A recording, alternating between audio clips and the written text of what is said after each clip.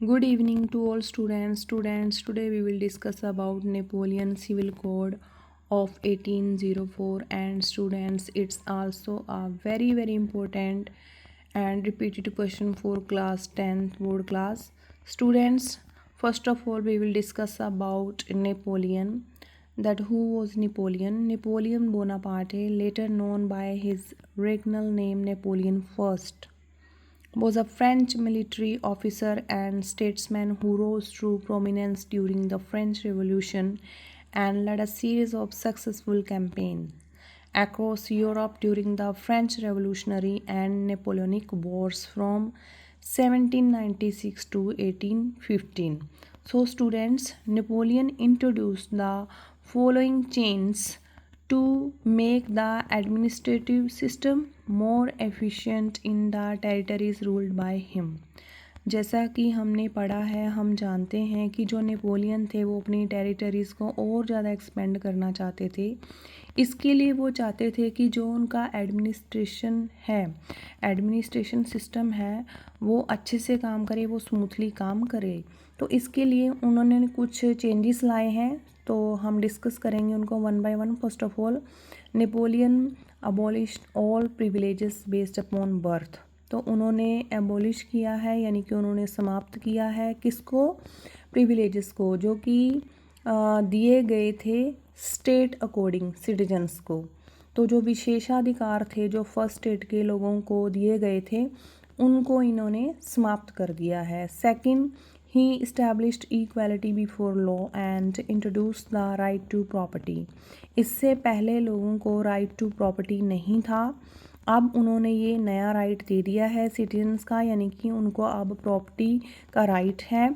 और इसके अलावा इक्वलिटी बिफोर लॉ, यानी कि कानून की नज़रों में सभी एक समान रहेंगे, स्टेट को लेके कोई भी भेदभाव नहीं किया जाएगा। यानी कि यहाँ पर इन्होंने किस चीज़ को ख़त्म किया है? एक तरीके से हम कह सकते हैं कि जो डिस्क्रिमिनेशन था स्टेट को लेके उसको इन्होंने ख़त्म किया है।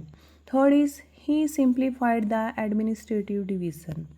उन्होंने सिंप्लीफाई किया है, किस चीज़ को सिंप्लीफाई किया है? उन्होंने एडमिनिस्ट्रेटिव जो डिवीजन्स थी उनको सिंप्लीफाई किया है।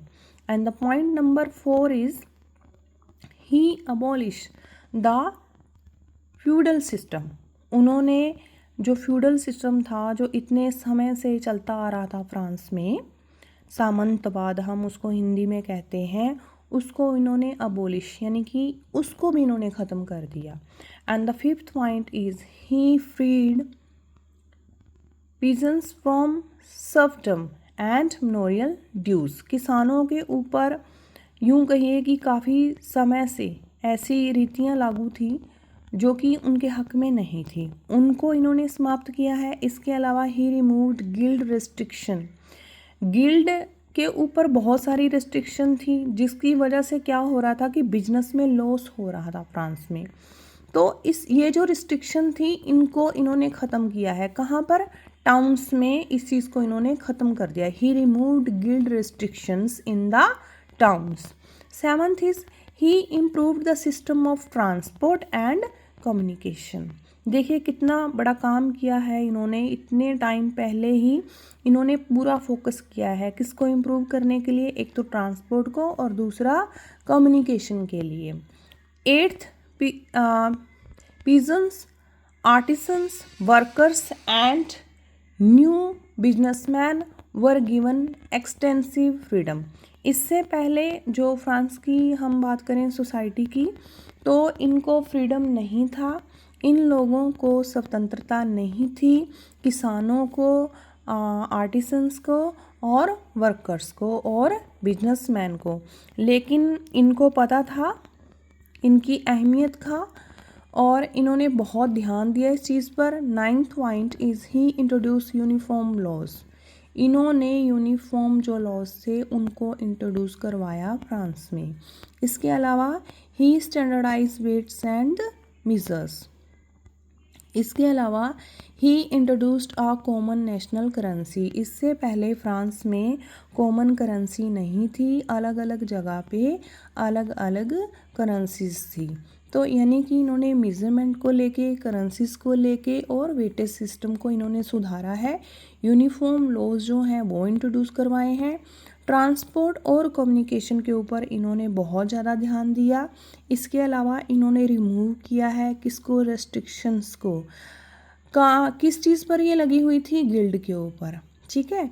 इसके अलावा इन्होंने किसानों के बारे में सोचा और जो सर्फडम जो था और जो ड्यूज़ को लेके समस्याएं थी उनको ख़त्म किया है इन्होंने अबोलिश किया है फ्यूडल सिस्टम को। इसके अलावा इन्होंने सिंप्लीफाई किया है किसको, एडमिनिस्ट्रेटिव डिविजन्स को।